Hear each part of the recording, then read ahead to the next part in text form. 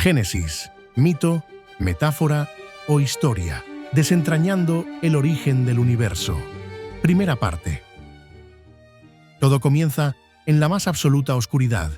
No hay tierra, ni cielo, ni estrellas. Solo el vacío.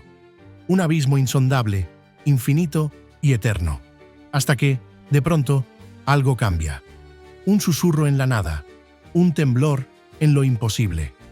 Las antiguas civilizaciones miraron al cielo y se hicieron la misma pregunta. ¿De dónde venimos? En cada rincón del mundo, desde las llanuras de Mesopotamia hasta los templos de Egipto, nacieron historias que intentaban responderlo. Una de ellas, poderosa e influyente, se encuentra en el Génesis. ¿Pero qué es realmente el Génesis? ¿Un relato sagrado dictado por lo divino? ¿Una metáfora de la creación del cosmos? ¿O acaso la huella de un hecho histórico codificado en símbolos? La historia de la creación en la Biblia comienza con una frase inolvidable. En el principio, creó Dios los cielos y la tierra. ¿Pero qué significa realmente esta frase? ¿Fue el comienzo de todo? ¿O acaso una alegoría más profunda que hemos malinterpretado? Es aquí donde la historia se bifurca en tres caminos. El mito, que nos habla de dioses y fuerzas primigenias. La metáfora, que esconde significados ocultos sobre la existencia humana. La historia, que podría estar describiendo un evento real disfrazado de símbolos. Y justo cuando el universo parecía estar en completo caos, aparece la luz. Y dijo Dios, sea la luz, y fue la luz. Esas palabras han resonado durante milenios. ¿Pero qué significan realmente? ¿Un acto literal de creación ex nihilo o una alegoría de la conciencia humana despertando en el abismo de la ignorancia? Los mitos de la creación, en diversas culturas, coinciden en un punto crucial. El orden surge del caos. En el Génesis, la luz separa la oscuridad, marcando el inicio de la estructura del universo. Pero los antiguos sumerios, egipcios y griegos contaban historias similares, dioses primordiales que vencían a la oscuridad primordial para traer el cosmos a la existencia. ¿Podría el relato del Génesis ser una versión más de este mito universal? ¿O quizás algo aún más sorprendente? ¿Y si describe un evento real? Imaginemos por un instante un grupo de pastores nómadas, siglos antes de la escritura, observando el cielo nocturno, las estrellas, las tormentas, los eclipses, señales de algo mayor. Con el tiempo, sus relatos se transmitieron de generación en generación, hasta convertirse en la narración que hoy conocemos. Pero si esto es así, ¿qué nos dice la ciencia moderna? ¿Hay algo en el Génesis que encaje con lo que hoy sabemos sobre el origen del universo? Porque curiosamente, la primera gran afirmación del Génesis coincide con lo que propone la cosmología actual. Primero hubo oscuridad, y luego, de repente, una explosión de luz. No una luz cualquiera, sino una inimaginable, cegadora, colosal. La gran expansión, el Big Bang. La teoría científica más aceptada sobre el origen del universo nos dice que, hace aproximadamente 13.800 millones de años, toda la materia, el espacio y el tiempo estaban comprimidos en un punto infinitamente denso. Luego, en un instante, este punto explotó, expandiéndose a una velocidad inconcebible. Primero, solo había una intensa radiación. Luego, poco a poco, la energía se transformó en materia. El cosmos nació.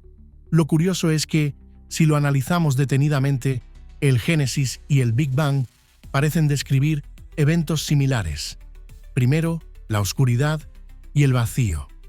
Luego, la aparición de la luz. Y posteriormente, la formación del cielo, la tierra y todo lo que conocemos. Pero, ¿cómo es posible que un texto escrito hace miles de años contenga semejante paralelismo con la cosmología moderna? ¿Es esto una coincidencia, una intuición humana sobre el orden natural del cosmos o hay algo más? Algunos defienden que el Génesis es una visión metafórica de un proceso real. Otros creen que es un relato inspirado por una fuente superior, una especie de revelación adelantada a su tiempo. Y justo cuando empezamos a encontrar conexiones entre la ciencia y la Biblia, surge una pregunta aún más inquietante. Si el Génesis describe la creación del universo, ¿cómo supieron los antiguos lo que ocurrió antes de que existiera la humanidad?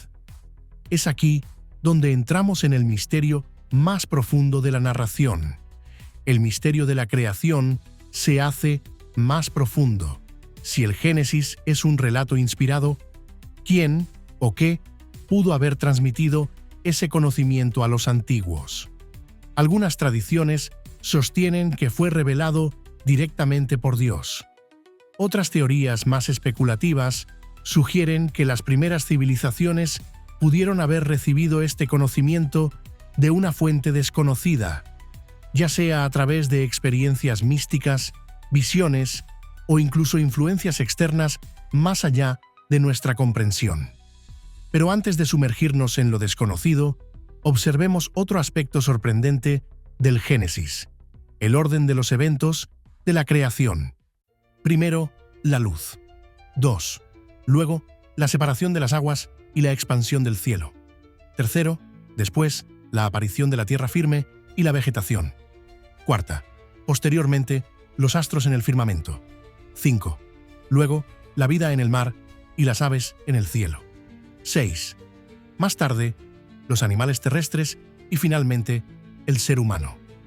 Sorprendentemente, este esquema se asemeja mucho al orden en que la ciencia describe la evolución del universo y la vida en la Tierra. Claro, no de forma exacta, pero la similitud es asombrosa. El universo pasó de una explosión de energía a la formación de galaxias. Luego vinieron los océanos, la atmósfera, la tierra firme y, con el tiempo, la vida. Entonces, ¿el Génesis es solo un mito primitivo o un intento temprano de describir procesos cósmicos reales? Pero hay algo que no encaja. Si el Sol y la Luna aparecen en el cuarto día, ¿cómo es posible que haya habido luz desde el primero? Aquí es donde surge una teoría fascinante. ¿Y si el Génesis no describe la creación desde el punto de vista del universo, sino desde la perspectiva de alguien que estaba en la Tierra? Un punto de vista que cambiaría nuestra interpretación por completo. Imagina por un momento que el Génesis no está narrando la creación desde una perspectiva cósmica, sino desde la superficie de la Tierra. En otras palabras, ¿y si lo que se describe es cómo el mundo habría aparecido ante los ojos de un observador si estuviera presente en la Tierra en sus primeras etapas? Esta teoría explicaría una de las mayores incógnitas del relato. ¿Cómo pudo haber luz antes de que el Sol fuera creado? Si viajamos miles de millones de años atrás, la Tierra primitiva estaba envuelta en una densa capa de gases y polvo. No se podía ver el Sol, la Luna ni las estrellas, pero la luz del joven astro rey atravesaba la niebla opaca, iluminando tenuemente la superficie. Un día, sin un sol visible, pero con luz. Luego, con el paso del tiempo, la atmósfera se fue aclarando, permitiendo finalmente ver los astros en el cielo. En ese momento, el Sol, la Luna y las estrellas aparecen en el relato bíblico, aunque ya existían desde antes. Si esta hipótesis es correcta, el Génesis no estaría describiendo la creación del universo en sí, sino cómo la Tierra pasó de ser un caos primitivo a un mundo habitable. Pero hay otro detalle fascinante. El Génesis dice que la vida en el mar surgió antes que la terrestre, y eso es exactamente lo que la paleontología ha demostrado. Los océanos fueron la cuna de la vida. Esto nos lleva a otra pregunta crucial. ¿Es posible que los autores del Génesis supieran más de lo que imaginamos?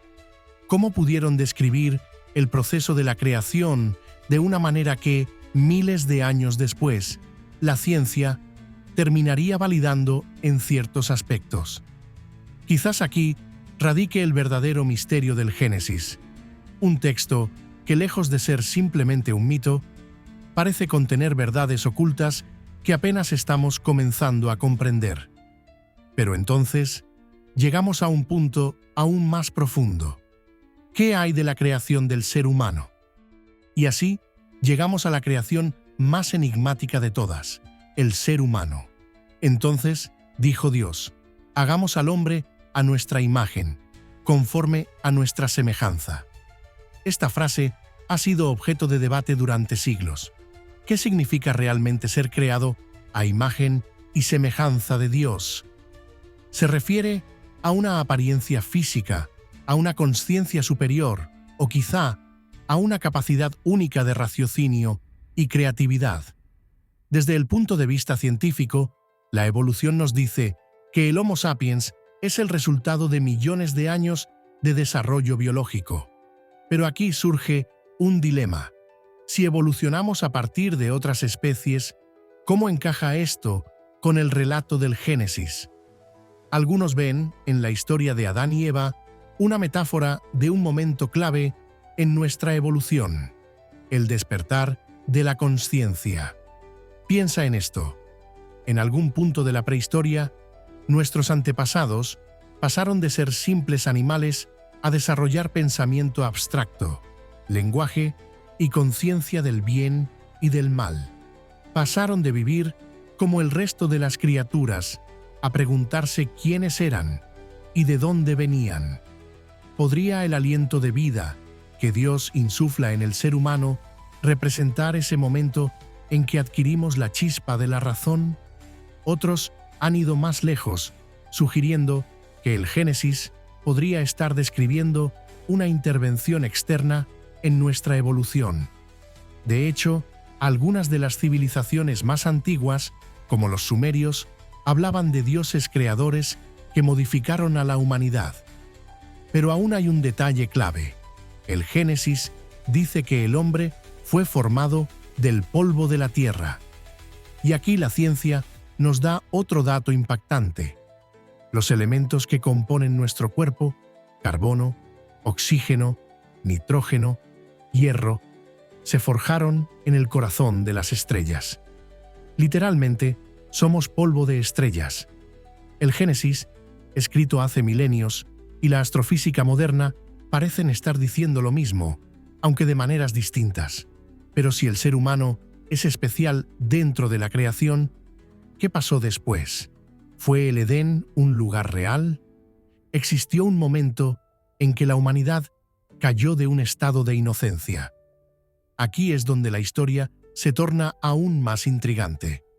El Edén, un paraíso perdido, un jardín perfecto donde el ser humano vivía en armonía con la creación, libre de sufrimiento, libre de muerte, hasta que todo cambió. De todo árbol del huerto podrás comer, mas del árbol del conocimiento del bien y del mal no comerás. Este momento en la historia del Génesis es uno de los más enigmáticos. ¿Por qué un árbol prohibido en el paraíso? ¿Por qué una serpiente tentadora? Y lo más importante, ¿qué significa realmente esta historia? Si interpretamos el Edén de manera literal, estaríamos hablando de un lugar físico, un jardín en algún punto de la tierra primitiva. De hecho, el texto menciona 4 ríos: el Pisón, el Gijón, el Tigris y el Éufrates. ¿Podría haber existido realmente un Edén en algún rincón de la antigua Mesopotamia? Pero si lo interpretamos como una metáfora, la historia de Adán y Eva adquiere un significado aún más profundo. Algunos estudiosos sugieren que la expulsión del Edén representa la transición de la humanidad de un estado primitivo de inocencia a una existencia consciente y moralmente compleja. Piensa en esto. Los primeros humanos vivían en un mundo donde no tenían pleno conocimiento del bien y del mal. Simplemente seguían sus instintos, como cualquier otra criatura, pero en algún momento despertaron, se hicieron preguntas, reflexionaron sobre la vida y la muerte, sintieron culpa, deseo, ambición, descubrieron el conocimiento y con él el sufrimiento. ¿Podría el pecado original representar el momento en que la humanidad se hizo verdaderamente consciente? Pero hay otra interpretación aún más intrigante. Algunas teorías sugieren que el relato del Edén podría ser una memoria ancestral de un tiempo en el que los humanos vivían en un estado más próspero, quizás como recolectores en armonía con la naturaleza, antes de la llegada de la agricultura y la civilización, que trajo consigo trabajo duro, jerarquías y desigualdad. Sea mito, metáfora o un recuerdo codificado en símbolos, lo cierto es que el Edén es el punto donde la humanidad cambió para siempre. Y en el centro de esta historia hay una figura enigmática: la serpiente. ¿Quién o qué representaba realmente? La serpiente. Una criatura enigmática que aparece en incontables mitos de la humanidad, desde las leyendas mesopotámicas hasta la mitología hindú. En el relato del Génesis no es solo un animal, es el símbolo de la tentación, del conocimiento prohibido, del cambio irreversible. Pero, ¿qué o quién era realmente la serpiente del Edén? La interpretación tradicional en el cristianismo la asocia con Satanás, el ángel caído que desafió a Dios. Sin embargo, el texto original del Génesis nunca menciona a Satanás, solo habla de una criatura astuta que susurra una idea peligrosa: seréis como dioses, conociendo el bien y el mal. Si miramos más allá de la Biblia, encontramos que la serpiente tiene un papel misterioso en muchas culturas. En Sumeria aparece en el mito de Adapa, un ser creado por los dioses a quien se le niega la inmortalidad. En la mitología nórdica, la serpiente Jormungandr rodea el mundo y está destinada a enfrentarse con los dioses en el Ragnarok. En Mesoamérica, la serpiente emplumada, Quetzalcóatl, es un dios del conocimiento y la creación. ¿Podría ser que la serpiente del Edén simboliza un cambio crucial en la humanidad, un salto evolutivo o filosófico? Si la historia de Adán y Eva es una metáfora del despertar de la conciencia, la serpiente representaría aquello que nos impulsa a cuestionar, a buscar el conocimiento, a desafiar los límites impuestos. Pero aquí surge una paradoja inquietante. Si Dios no quería que el hombre comiera del árbol del conocimiento, ¿por qué lo puso allí? Si el Edén era un paraíso perfecto, ¿por qué incluir una prueba que llevaría inevitablemente a la caída? Algunos creen que esta historia no es un simple castigo divino, sino un reflejo de un concepto más profundo. La humanidad estaba destinada a abandonar la inocencia y entrar en el mundo del conocimiento y la responsabilidad. ¿Fue la caída realmente una condena o una liberación?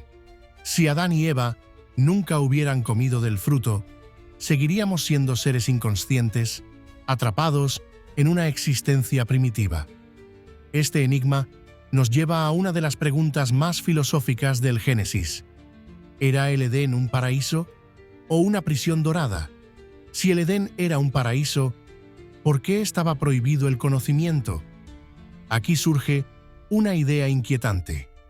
¿Y si la verdadera caída de la humanidad no fue un castigo, sino una emancipación? Y así, tras recorrer los primeros pasos de la humanidad en el Edén, nos encontramos frente a un dilema ancestral. Este enigma nos lleva a una de las preguntas más filosóficas del Génesis. ¿Era el Edén un paraíso o una prisión dorada? Si todo era perfecto, si la creación era buena, ¿por qué estaba prohibido el conocimiento? ¿Por qué una advertencia en medio del paraíso? Aquí surge una idea inquietante, una que trastoca siglos de interpretación tradicional. ¿Y si la verdadera caída de la humanidad no fue un castigo, sino una emancipación. Y si comer del fruto prohibido no fue un error, sino el primer acto de libertad. Una rebelión no contra Dios, sino contra la ignorancia. Una ruptura necesaria para poder ver, pensar y elegir. Pero si eso es cierto, entonces, ¿quién fue realmente el villano de esta historia? ¿La serpiente o el sistema que prohibía saber? En el siguiente capítulo, nos adentraremos en este misterio. Compararemos mitos antiguos, textos sumerios y descubriremos qué otras culturas pensaban sobre la desobediencia y el despertar. Porque tal vez el Génesis no sea solo el comienzo de la Biblia, sino el inicio de una revolución espiritual. Suscríbete y activa la campana, porque en el próximo episodio revelaremos verdades que llevan milenios escondidas entre líneas. Gracias por ver el video hasta el final. Cada like, comentario y suscripción no solo ayuda al canal a crecer, sino que también me motiva a seguir creando más contenido para ti. Juntos, estamos construyendo algo increíble. Así que no dudes en suscribirte, activa la campanita y dejar tu comentario. Nos vemos en el próximo video. Sigue adelante y nunca dejes de creer en tus sueños.